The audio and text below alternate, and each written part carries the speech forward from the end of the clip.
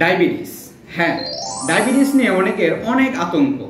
আমাদের সমাজের মাঝে আমাদের আত্মীয় স্বজন, পাড়া প্রতিবেশী, এমনকি আমাদের ফ্যামিলির সকলের মধ্যে আমরা এই জিনিসগুলো কি কমন একটা বিষয় দেখি যে ডায়াবেটিস হলে স্বাভাবিকভাবে সে চলাফেরা, খাওয়া দাওয়া সবকিছু সীমিত হয়ে আসতেছে এবং এটা খুব ভয় এবং ভীতির কারণ হয়ে দাঁড়িয়েছে। তো আলহামদুলিল্লাহ এই জিনিসটা নিয়ে আমি একটু ভালো করে একটু বেসিক বুঝিয়ে দিই। প্রথমত ডায়াবেটিসটা কি? ডায়াবেটিস হলো আমাদের শরীরের মধ্যে ইনসুলিনের একদম না থাকা বা থাকা সত্ত্বেও কাজ করতেছে না। তো ডায়াবেটিসকে মূলত দুই ভাগে ভাগ করা হয়, টাইপ 1, টাইপ 2। টাইপ 1 যে ডায়াবেটিস, সেটা কি যে আমাদের শরীরে একদমই ইনসুলিন কাজ করতেছে না।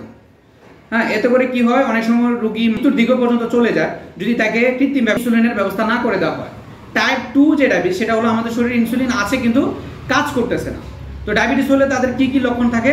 সেটা হলো সে ওজন কমে যাওয়া, ঘন ঘন পানি পিপাসা লাগা, তারপর তার প্রস্রাব বারবার বেশি বেশি করে প্রস্রাব হওয়া, কোনো জায়গায় ঘা বা ক্ষত হলে সেটা খুব দ্রুত শুকায় না, ক্লান্তি লাগা, এই জিনিসগুলো তাদের মেইন সিমটমস। তো ডায়াবেটিসের রোগীদের প্রাথমিকভাবে কিছু দিক নির্দেশনা থাকে। সেটা কি যে সে রেগুলার হাঁটাহাঁটি করবে, অতিরিক্ত চিনি জাতীয় বা মিষ্টি জাতীয় খাবার সে খাবে না, 20 থেকে 30 মিনিট হাঁটাহাঁটি করবে, অ্যালকোহল জনিত খাবার, ধূমপান জনিত খাবার এগুলো সে পরিহার করবে, অতিরিক্ত খাবার খাওয়া থেকে, ফাস্টফুড খাবার থেকে সেগুলো পরিহার করবে এবং এর পাশাপাশি কি সে নিয়মিত সে ঘুমাতে যাবে, খাবার দাবারের মধ্যে সে কন্ট্রোল আনবে, শাকসবজি জনিত খাবারগুলো সে বেশি খাবে, মিষ্টান্ন জাতীয় খাবারগুলো সে পরিহার করবে, ভাত খাওয়ার পরিমাণগুলো নিয়ন্ত্রণে আনবে এবং মানে সবকিছু দিয়ে সে একটা নিয়ম নীতির উপর চলতে হয়।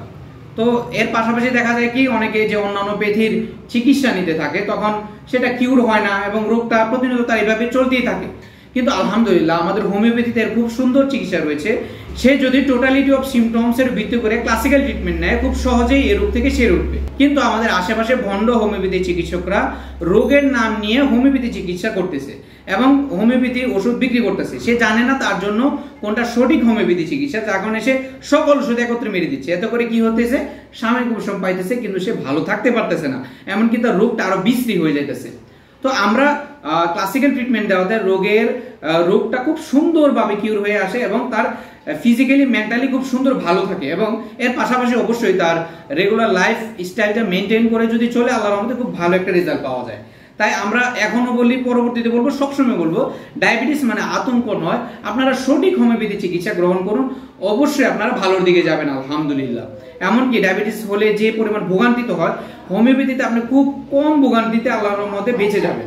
এমন আমাদের যদি আপনারা আমাদের সাথে সরাসরি যোগাযোগ করতে চান, ভৈরব, কিশোরগঞ্জ, গাছতলাঘাট বাজার আমাদের মেইন চেম্বার, এবং আপনারা যারা অনলাইনে সেশনে আমাদের সাথে যোগাযোগ করতে চাইতেছেন, আমাদের দেওয়া ডেসক্রিপশনে লিংকের মাধ্যমে এবং হোয়াটসঅ্যাপ দেওয়া নাম্বারে আমাদের সাথে যোগাযোগ করেন।